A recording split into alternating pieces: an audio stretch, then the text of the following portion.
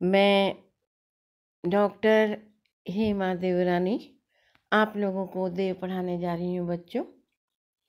कथा में न कंथा में न तीरथ के पंथा में न पोथी में न पाथ में न साथ की बसीती में जटा में हूँ न मुंडन न तिलक त्रिमुंडन न नदी कूप कुंडन अनान दान रीति में पीठ मठ मंडल न कुंडल कमंडल में माला दंड में न देव देहरे की भीति में आप ही अपार पारावार प्रभु पूरी रहियो पाइए प्रगट परमेश्वरु प्रतीति में।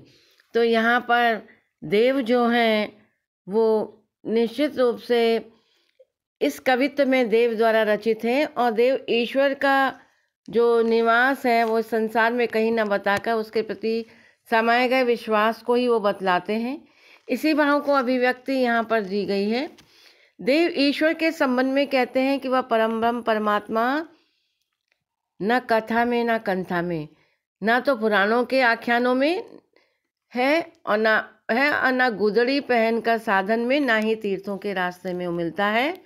इसी प्रकार उसकी प्राप्ति हम न पुस्तकों में, न पत्रों में, न साधुओं की बस्ती में कर सकते हैं। उसे हम जटाएं बढ़ाकर या मुंडवाकर त्रिपुंड आदि तिलक को धारण करके भी नहीं प्राप्त कर सकते। गंगा आदि नदियों के स्नान में, कुएं कुंडों में गोता लगाने पर भी हम नहीं प्राप्त करेंगे क्यों पाएगा। अनेक दान करने के तरीकों में भी हम उसे नहीं खोज पाएंगे। ना ही वह काशी कांची आदि पीठों में, ना ही वह ज्योतिमठ जैसे मठों में, ना ही साधुओं के अखाड़ों में ही मिल सकेगा। हम कड़मुद्राओं धारण कर, कमंडल धारण कर, माला धारण कर को साथ रखने पर भी प्राप्त नहीं कर पाएंगे। वह देवों के देहरे में भी नहीं मिल पाता है, किंतु अनंत परमेश्वर तो स्वयं इस संसार सागर के कण कण में व्याप्त होकर रम जाता है। उसमें अपना दृढ़ विश्वास रखने की दशा में प्रत्येक स्थान में हम उसे प्राप्त कर सकते हैं। अनुप्रास बाह्य अनुडंबरों में ईश्वर प्राप्ति संभव नहीं है।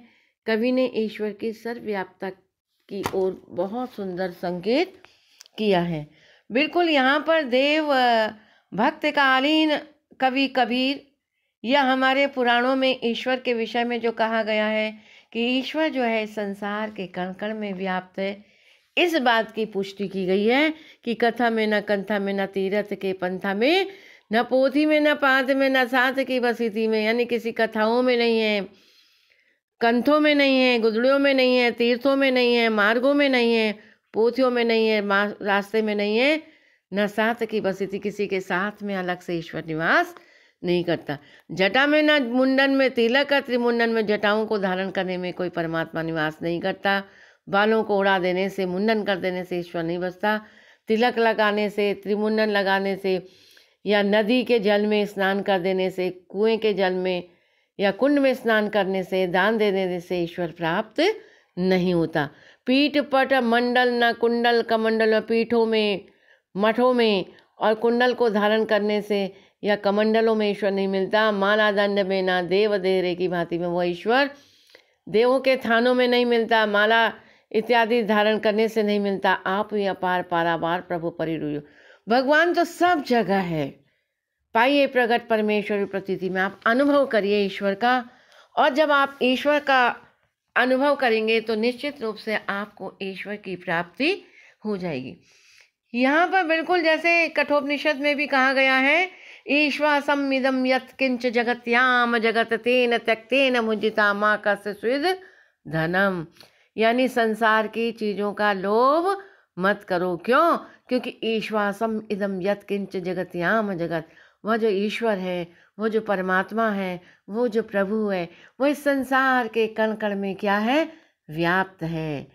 तो बिल्कुल देव ने भी अपनी इस आध्यात्मिक बात की चर्चा की है और अलंकारों का बहुत ही सुंदर पुट हमें यहाँ देखने को